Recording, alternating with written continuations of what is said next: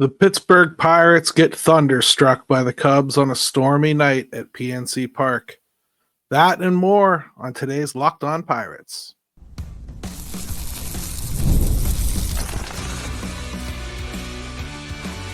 You are Locked On Pirates, your daily Pittsburgh Pirates podcast, part of the Locked On Podcast Network, your team every day. This episode is brought to you by Monarch Money. Take control of your finances with Monarch Money. Use code LOCKEDONMLB at monarchmoney.com for 50% off your first year. Welcome to Locked On Pirates. First, I apologize for not having this for you first thing in the morning. Lost power and internet for quite some time last night. And back up, thankfully. I mean, I'm lucky, sounds like, according to a lot of my neighbors around. I'm fortunate to be back up. So hopefully everybody's okay. It was a pretty freakish storm last night in Pittsburgh, and somehow they got a baseball game in. Maybe the Pirates should have tried a little harder to not get that baseball game in. I'm going to talk about last night's debacle, of course. And I'm going to rant a little bit in this one, highlighted by talking about the coaching and what this team didn't do in the offseason, and a little bit about what it's like just being a Pirates fan. Why I think it's hard to not be fed up. Last night, in order to listen to this game, I had to dig around with a flashlight in my basement to find my boombox from college, steal batteries from other obsolete tech, and listen to it old school in my living room. I even put foil up on the antenna so that I could hear Joe Block a little more crisply. Like, that was a good thing. My wife was laughing at me. I probably care more than this team does, to be honest with you. I might be a little more dedicated than they are. There's not much to be gained by going through this thing chapter and verse. Let's highlight some takeaways. All the thunder came from the Cubs last night. The atmosphere, provided a little too off in the distance. And for this 9-0 drubbing on a stormy night in Pittsburgh. This is the other side of Andrew Heaney. He'll do this from time to time. In fact, he already did it against the Reds. Boy, would it be bad if for some reason he was really good against everyone except the NL Central. Let's hope that's not the case. But when he's good, he's great. And when he's not, well, he's great at that too. If you know what I mean. So, I've watched him for a long time. I liked him for a long time. This is very much in his nature. He's just as capable of pitching a no-hitter as he is, giving up 4 or 5 in a couple. Kyle Nicholas followed him 1-1, scoreless innings there. Every other reliever went. Stratton, Holderman, and Bednar surrendered at least a run. Kind of weird situation to put Bednar in last night after you've just worked so hard to regain his confidence. Put him into a game like that when you're down 8-0 to close it out. Whatever. All in all, the Cubs are killing baseballs, leading the league, and the Pirates had no strikeouts last night. That hasn't happened since 2009. It certainly isn't the calling card of this 2025 unit. Brian Reynolds is struggling. He was coming out of it, and now he's back in the quicksand, honestly.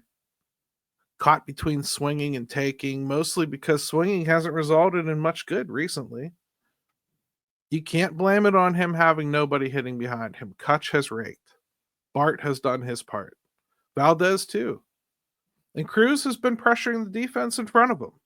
So is IKF by getting on in the 9-hole. He's far from the biggest problem on this team. But when they face a lefty, he has got to be the driving force for the lineup, or it just isn't going to go. It's not fair to expect that to be Cruz against lefties. You want him to pitch in. You want him to do well against them.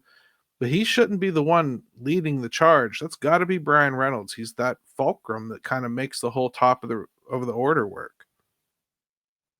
Imanaga is really off to a great start, but he left early, and the Pirates did next to nothing against their bullpen, and they didn't use their best. Majinski goes tonight, and this one has ouch written all over it, if you ask me. I'm not 100% sure what else to say about the game. That's the game. Cubs hit the ball hard.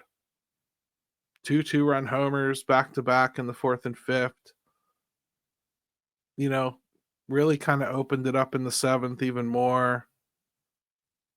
It just felt to me like this one got away almost as soon as Andrew Heaney gave up his first hit. He cruised through the first three. And then the 2-run homer really shook him. And you could just tell that he wasn't the same after that. And the Cubs, to their credit too, and I've seen this with them a lot this season, very quick learners through a lineup.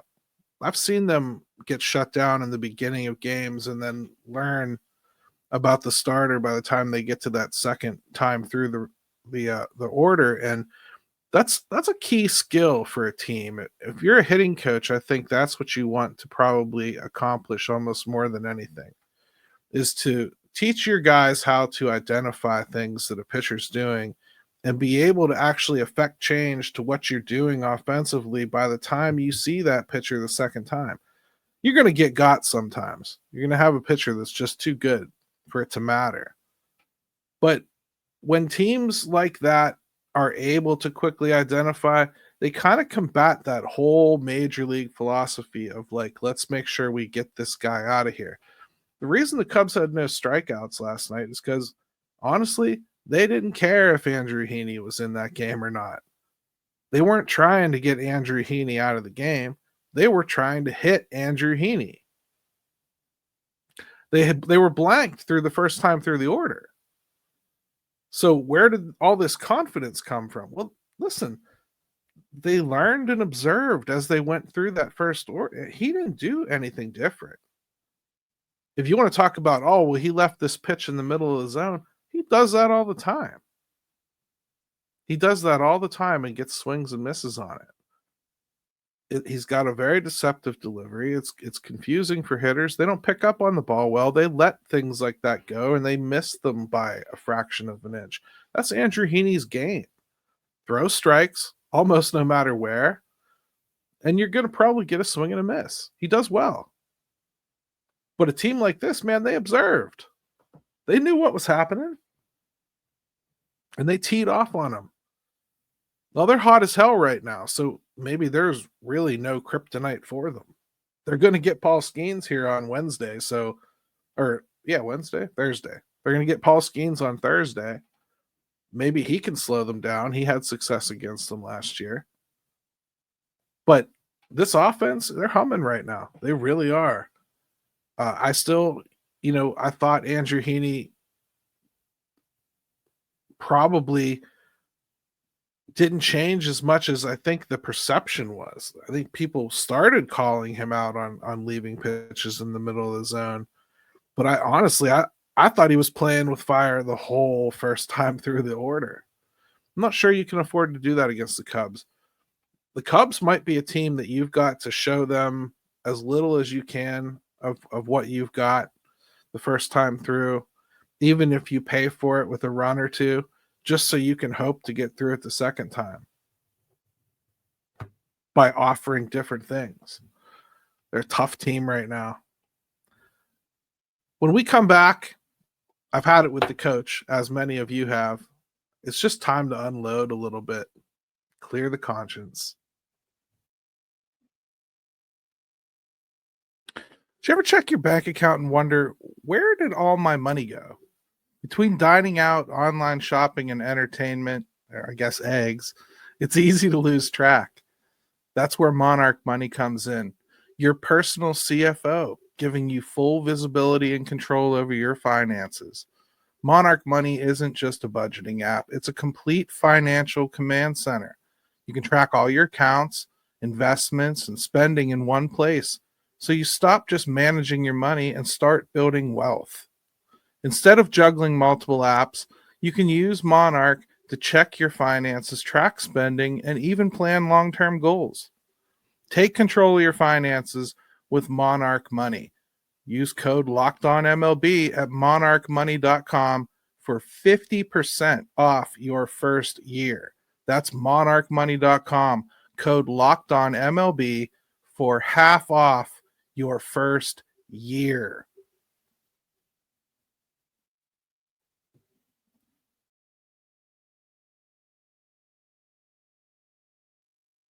All right, welcome back to Locked On Pirates. It's time to talk a little bit about good old Derek Shelton. Shelty, if you will. Some of you have affectionately called him some other things too that I'm not able to say on here because I need to keep my G rating. The firing of Mike Sullivan, if you follow Pittsburgh sports the way I do, then you kind of follow all the teams. And you know there's been a lot of drama around Mike Tomlin recently, and even Mike Sullivan. There have been people calling for his head. Almost as long as people have been calling for Derek Shelton's, believe it or not. If you're a Pirates only fan, bear with me here. Mike Sullivan is a champion, a 2-time Stanley Cup champion. Good coach. Great with the media, great in the community. Ultimately, Kyle Dubas wound up coming to a decision that it was time to move on from Mike Sullivan because Mike Sullivan is one of those coaches that shows up to the rink every day with the sole goal of winning that game, that night, right in front of him. Doesn't care about how he gets it. He just wants to put the lineup together in a way that he feels he can get that victory that night. And if it means that some rookie that might be important to the future of the team doesn't get on the ice because he trusts that 8th-year veteran more, that's what he does. So Kyle Dubas decides, well, I'm going to have a younger team and I need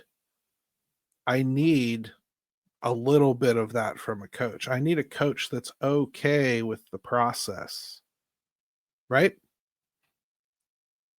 It's a different sport, but it's the same kind of thing. They're rebuilding, so they bring in somebody that's okay with the process. Maybe that guy evolves and he becomes okay. At one point, Mike Sullivan was part of the process. He's the one that onboarded all the kids that brought in those first 2 cups. So it's not as though he's always been that way. It's just as you move on and you've won, well, you become a win now coach. That's all you care about. It's your sole focus in life. And that's exactly what you pound into the team. Derek Shelton can't do that because Derek Shelton's never done that. Derek Shelton never evolved to it because he's never gotten the team to it. I'm not putting the franchises side by side. Hockey has advantages Major League Baseball doesn't as far as salary restrictions and top and bottoms and all that stuff. And Mike Sullivan walked into a better situation. He had a generational talent or 3, and this team was ready to win. And not just in words. They were actually ready to win. And they invested in it. And they built it. And they did things to make sure that they had enough to go over the top. Mike Sullivan was part of all that. It's hard to go back from that and be like, yeah, I want to start chasing squirrels again. Because maybe you don't feel like doing that. If you want to build something like that with a coach, you have to support it. In segment 3, I'm going to talk about how it's not been supported, but it doesn't matter for this coach because the fact is he hasn't had the support and he hasn't tried to do anything on his own to make it better. He's a company man to a fault, if you ask me. There needs to be pushback on some things. I think he's had some recently where he's kind of standardized this lineup a little bit. They're not trying out the new guys all the time anymore. They're stubbornly holding on to old guys that aren't performing. But if you really want your team to focus every single day on winning, to me, you have to bring in a coach that knows what that is. And it can't just be words. And it probably does have to be some passionate anger at your players every once in a while. And it probably does have to be some signal benchings. And it does probably have to be some playing time cuts for people. And it probably does have to be some tongue lashings in the media here and there. Some message sending. You need a guy that knows what he's doing. Terry Francona would have been perfect for it. I don't want to cry over spilled milk because Terry Francona is from here, but he's become an Ohio guy too.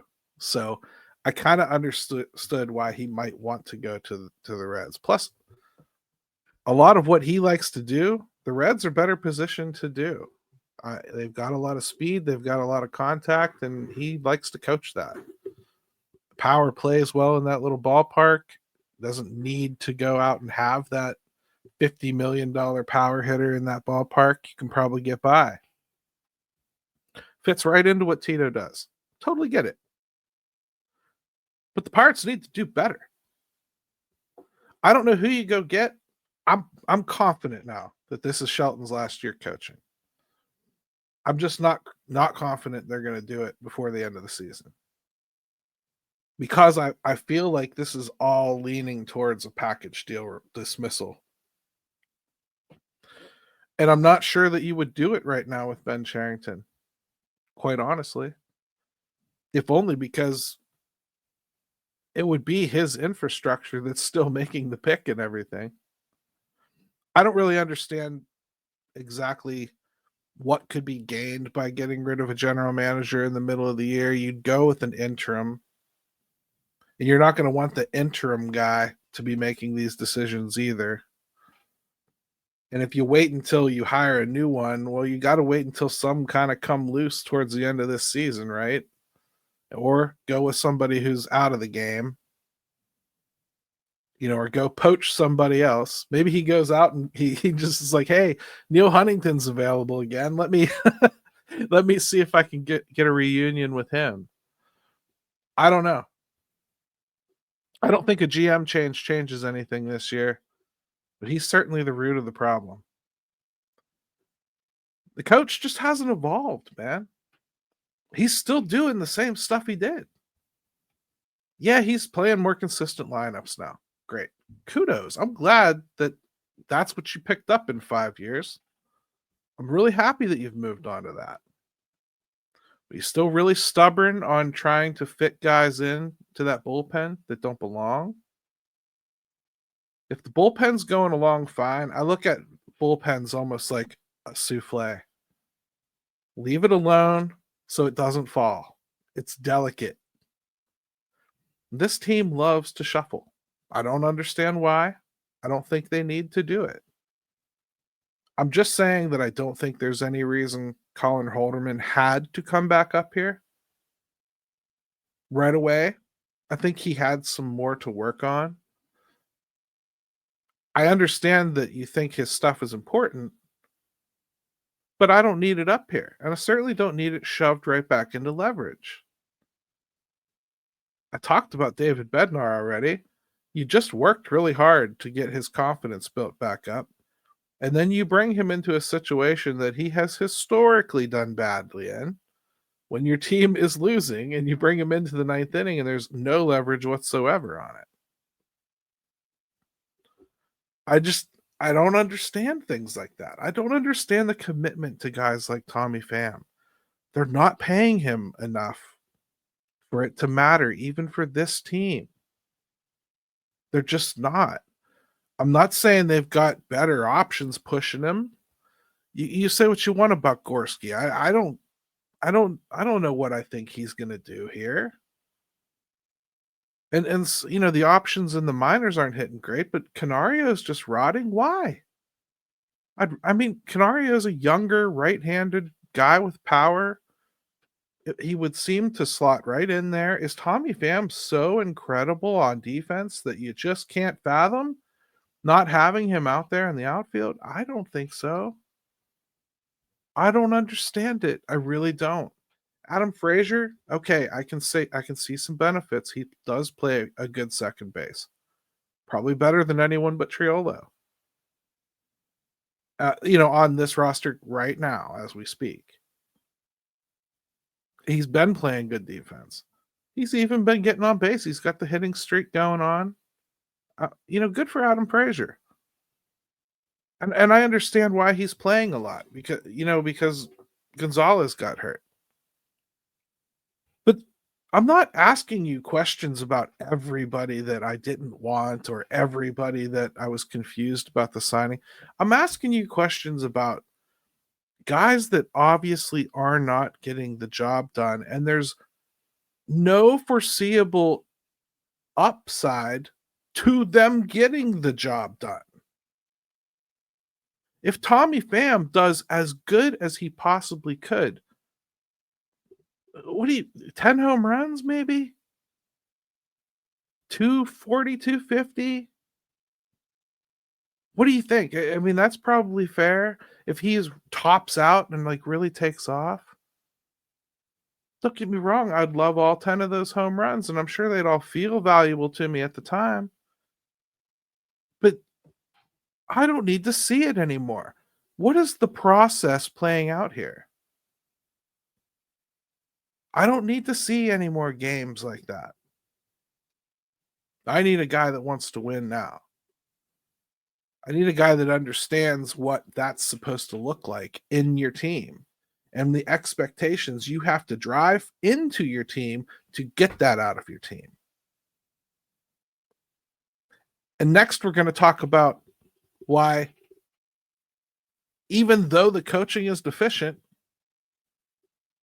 the general manager needs to step up too, because topping out at 500 5 or 6 years into a build is not good for anyone and shouldn't be accepted by anyone. Looking for a snack that's both delicious and nutritious? Crack into a good source of protein with Wonderful Pistachios. Wonderful Pistachios is one of the highest protein nuts. Each 1 ounce serving has 6 grams of protein, giving you over 10% of your daily value. Plus, they're packed with fiber and better for you unsaturated fats to help keep you feeling fuller longer. I love them when I'm on the golf course. They really help me get through 18. I wish they'd help my score a little more, but I certainly feel like I have a little more energy by the time I get done, which is always a good thing. So get snackin' and get crackin' with the snack that packs a protein punch. Visit wonderfulpistachios.com to learn more.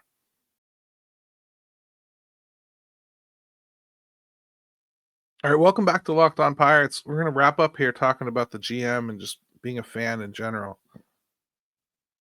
It's time for Ben Cherington to poop or get off the pot too, okay?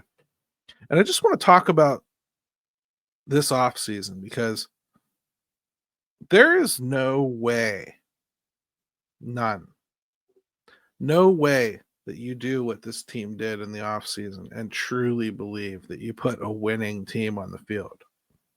There isn't. You heard in their voices the difference between their confidence that they had built something good and their confidence this year that they've put together something good. They sounded much more positive in 2024 about what this team could be than they did this offseason. And the funny thing is, they did less to support the team going into this year to, I don't know, fix the problem than they did previously. The payroll is sitting around $92 million. I understand why it's sitting at around $92 million. They've got increases coming to some players that are contracted in. They've got arbitration coming up for some players that haven't been on arbitration, and they're going to start making money. Fiscally, I can get it. Okay, if you accept all the BS about what they can spend and can't spend. I accept some of it, but not all of it. So I understand trying to live within a budget. But you're a GM, you're playing for your job. Every single one of them comes in here with an upswell in patience from the fan base. Not everybody. There's some people that know they're going to go into a rebuild again and they just want nothing to do with it. Call me when they're back to being okay. I'll check in for those 3 years. Totally acceptable, totally understand it. The problem is when those people do check back in when the team's supposed to be good for those 3 years, and they find, wait a minute, they're not good yet. That's when you get what we're seeing this offseason and this season. That's where you get the rage that's coming. You add into that, like, all 3 of the teams in town aren't playing well and don't look like they're ready to play well.